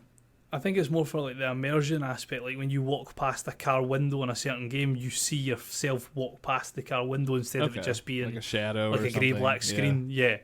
So I think it's more to do the immersion factor. I don't think it adds any quality to the playability of the game. It's just lighting details and stuff like that, right? Yeah, it's more small little tweaks so you feel like you're deeper into the game than you actually are. So everything has there's not a surface that's just random. It does have a reason for being that way so that you can see yourself in it. Yeah, so eventually that'll just get baked into your mind and just be another thing that of course I can see myself in that puddle as I walk by it. Why wouldn't I be able to? Exactly, yeah. So yeah, get excited, new consoles coming next year. This next story, Trump is on Twitch. You guys hear about this? I saw the channel. President Donald Trump now has his own Twitch channel. So, Chocolate, I hate to say it, but we're probably going to be losing some of our Prime subs. Yep. Go hit that sub button or Mr. You got to help him on that campaign. Mr. T. I don't know if he's got money for that, so... Do you know he's got 67.9 thousand followers already? Yeah, it was in the high 50s when I seen it. When I I think it was who's that put it? Was it Roman that put it up? So Twitch is like in Ninja who? Yeah, I think he put it. Oh, you got Ninja. Oh, we got Trump. Yeah. What up? Booyah! They just played the Trump card. Hey, got him. Two of the worst hairstyles out there. So yeah, if you want to ever see what he's basically, he put it up there so that he can post his rallies and his campaign trail and things, right? Yeah, it's for his. Yeah, that's what it sounds like. If you ever want to check out and see what he's doing, I guess you can check on Twitch now. So. Yeah. Surely he's bound to get banned off. Yeah, probably. He can't go a week without saying something ridiculous. Yeah, but that's what, gets viewers. So he may be the highest viewed person ever on Twitch, too. Oh, man. moving on. So I'm going to try to get through this story as quickly as possible, but it was quite a big story this last week. So let's talk a little bit about Blizzard here for a second. Hearthstone player Blitz Chung won the Asia Pacific Hearthstone Grandmaster Tournament last Sunday and was interviewed by the two shoutcasters after, and he showed up on screen with ski goggles and a gas mask and basically just said, "Liberate Hong Kong, revolution of our age." And this sent out basically a whole bunch of bad stuff. And basically Blizzard responded by stripping Blitz Chung of the win, including all of his prize money for the entire season, and it implemented a year-long ban from the day of October 5th, I believe. So Blizzard, I just got to say, Blizzard's partially owned by Tencent, which is a huge Chinese-owned company. And now it all makes sense. Right, and it clearly states in their rules they reserve the right to disqualify or ban a player who might make the company look bad. And I'm just paraphrasing their rule.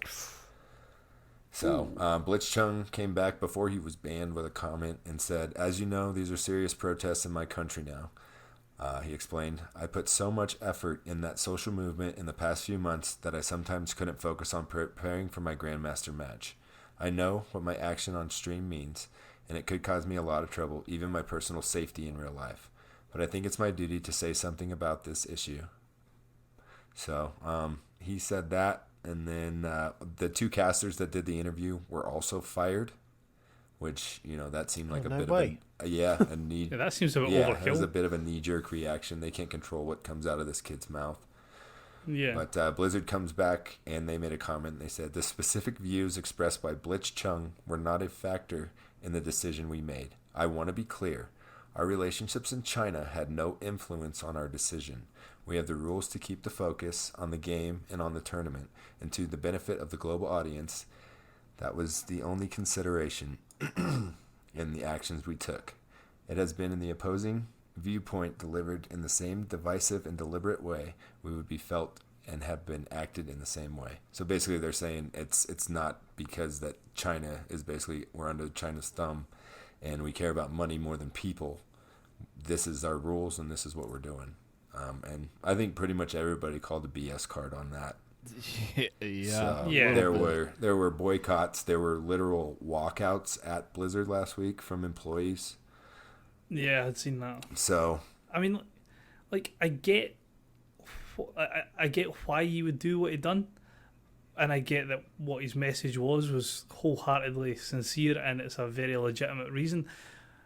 But it's one of these things where, was that really the right time and place to do it? So, like, I have no objection with people having their 2 pennies worth around social aspects like this, but pick and choose when you do it. Right. You can look at this in, the NFL with Kaepernick and all that stuff. He hasn't played it down since he started his whole protest. You also have to think, like, this is the only time that this kid was going to have that much exposure. Like, if you have a message, this might have been the best time if he was actually trying to get eyes on it. Exactly what he said, like, too. Look at how this blew up. Yeah. Like, he knew what he was doing. And, it sends all the backlash, and I think Blizzard's stock price dropped quite a bit over the week as well. They came out, I think I read this as of 19 hours ago, this article was out, and it said the Blitz Chung suspension has been lessened to 6 months with no loss of any prize money that he's earned, and the casters will now just serve a 6-month suspension for letting the show get off track. Again, I still don't think that's their fault. Right, but they are working in China, so I think they're... There's also, if you saw the actual video of it, like, as soon as that kid popped up with his goggles and they ducked out of screen. They just dove under their desks. Yeah, they're it's like, pretty what funny. is he doing? So, I'm sure that this isn't the end of any of this, because now Blizzard has a huge PR thing, because they are an American company and they are partially owned by China, but, that's our right to speech. So that's what everybody's up in arms about is, and the things that he's saying, I don't know where you stand on politics, but basically they're just fighting for basic human rights, and I don't disagree with them. Yeah. Sounds like rights that everyone should have. Exactly. Let people, I understand that he's an employee and he's not allowed to basically put his position on their public platform and speak for them. So that's why he's being punished. But banning him for a year and taking away all his money was not the right choice. So I'm glad they backtracked a little bit on it. Anything else you guys want to say about it? Not from me. I'm not gonna. No. Not touching it, Bear? No. Attaboy, fence rider. I touch a lot of things, but I'm not touching that. Oh, God. no. Oh. Almost made it a whole show. Well, now your punishment, Chocolate. You have to tell us what games are coming out this week. Woo! Right, so games out this week. We have Overwatch on the Switch, which is out on the 15th of October. DayZ. Hang on a second. It's just the physical edition. I had to look it up because I was like, this game's out, dude. Yep, so the physical edition is out on the 15th of October for the Xbox and the PlayStation. We have Baldur's Gate 1 and 2 Enhanced Edition for the Switch, PlayStation and Xbox, again on the 15th. Witcher 3 comes out on the Switch. Who's picking that up on the Switch? Risky will. I bet he will. I'm Have you holding out seen that he what does. CD Projekt Red have done this whole week trying to market this? No. No, go on. They've made their hashtag for the week Switcher 3. Oh, punny. So everything they put up for this that's been up this week has had the hashtag Switcher 3 Switcher built 3. into it. You know, sometimes when they get me in the dad jokes, that's when I open up my wallet. So. I need to get through the Bloody Baron quest line on every platform I own. That's Yeah, you need to get through it on a normal platform that first. baby deserves to be named and buried on every platform. Yep. Well on my way. So again, that's out on the 15th. We have Zombieland Double Tap Road Trip on the Switch, PlayStation, and Xbox for the 15th. Dude, I had to look that up to see if it was actually a thing. I looked twice. I was like, oh, okay. It's like a Diablo shooter type game. I think Yeah. it actually looks like fun if you if you look into it. I think it could be fun. It looks interesting. Another game, I should have said, coming out on the 15th of October and listed the games. We've got Outer Wilds on the PlayStation. Why haven't I- Finally. It's been on Yeah. Xbox as an exclusive Yeah, that's for a few months. So, moving on, we have Little Town Hero on the Switch on the 16th of October. We've got Plants vs. Zombies Battle for the Neighborhoodsville. Oh my god, I almost murdered that. For the PlayStation and Xbox on the 18th. And Risky's favourite game, Ring Fit Adventure on the Switch. That's coming out on the 18th of October. I'm going to be jacked by the end of October. You guys are all going to be jealous. My missus seen an advert for that and she went, we should totally get that. And no. Whoever picks it up, please stream it. I need to see how ridiculous you look. I just want to see the thigh strap. Oh yeah. And last but not least, we have Return of the, oh my god, Orbadin on all Chocolate. platforms. This is your pirate game. Yeah, this is your pirate game, remember? Obra Dinn, come on. You know the one that's all drawn in black and white? Yeah, There's my pirate no game. pirates in it? Yeah, that one. So I should have said my pirate game, all platforms I on the almost 18th. put it in there. Yes. Disclaimer, there's not pirates. There's no pirates. So this is the black and white, hand-drawn. Yeah, it looks like it's on Etch-a-Sketch. Yeah. So that's coming out on the 18th. Oh, God, what a foolish person I am. Moving on, Game Pass editions. So these are all out on the 17th of October. We have Fallout New Vegas. Might miss that. Felix the Reaper. I'm looking forward to this game. Can't wait till this drops. And then we have Panzer Dragon. Someone help me out with that last word. Dragoon Orta? Yeah. Dragoon Autumn, yeah. Yeah, Fallout, no idea. I think you can do either 360 or the Xbox One version. So I think I'll download that because everybody seems to speak rave reviews about it. So that might is be that where I jump enhanced? into Fallout. Is this enhanced then for the Xbox One? I'm not sure if it's enhanced, but I know there's an Xbox One version for it. Right. So It'll it's be gotta better than the 360 version. Yeah, Yeah. exactly. Yeah. Definitely play that. It is a good game. All right. We did it. Almost Good work, did everybody. The longest show of the year. I'll take the blame. Talking about Destiny for 45 minutes. That's my bad. I was just really excited, guys. Yeah, you got excited, you know? It happens. I was told I wasn't allowed back on the show because I make the shows 2 hours long. Well, hey, you're So on the there is show a and it's 2 hours trend, long. Chaotic, So I was going to say. I'll take some sort of the blame for that for some I'll reason. take the other half of the blame. Yeah. All right, plug this thing up. Head on over to iTunes. Make sure to give us those 5 stars. Leave us a little review. Tell your friends about us. Share us around. All that good stuff. Come hang out in Discord. The contest or the giveaway that's going to be going on is going to start this Friday, like I said, and then it's going to end the following Friday. So if you're not in Discord, that's the only way to even get into the giveaway. So links for Discord are in the show notes. We're all there every day. You should be too. If you want to support us with your hard-earned money, head on over to patreon.com/CAG podcast. And as always, we'd like to shout out our top tier contributor. Don't have to shout too far today. I guess I won't shout it. I'll just, hey, Chaotic, thanks, buddy. You're more than We welcome, really guys. appreciate you and all the other patrons as well. We're also putting weekly free content up on Patreon for everybody to take a look at. What's so funny? I suppose as we're doing the podcast, Moose, when's that dropping? What, Patreon stuff? Sometime this upcoming week. Yeah, just look for it. It'll be there. So if you want early access to all those posts, anyone on any patron of ours gets access to that stuff early. Well, we try to just give you a little extra for your money. If you want to follow us on the social media, Twitter, Instagram, we're at CAG Podcast. And if you need us via email for anything, cagpodcast@gmail.com. If you want to get a hold of me, I am at Risky the Kid everywhere. Chocolate, how about you? Chocolate Bear 80 everywhere. Moose. Moosenstein 8314, all places. And Chaotic. I've just changed wings today, actually, so I am Chaotic 8389 everywhere. All right. Easy peasy. Wait, another name change? Is that what I just heard? I'm assuming it's through the this was Microsoft thing, right?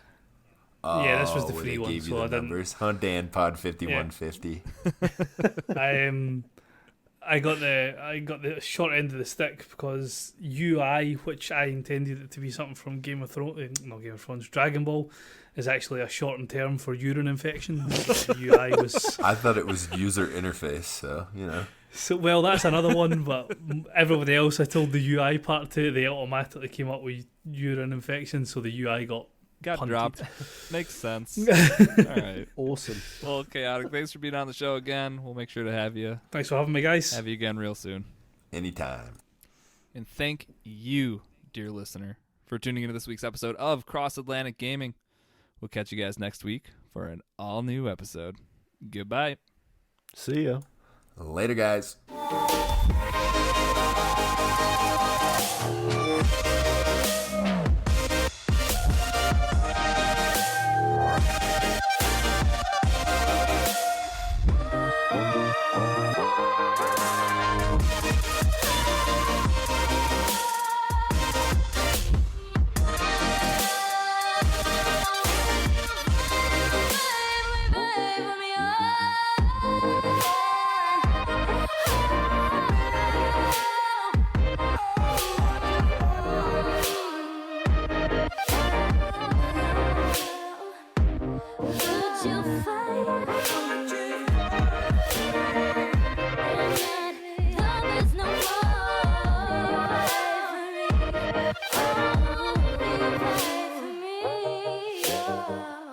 All right. Who's got the dad jokes?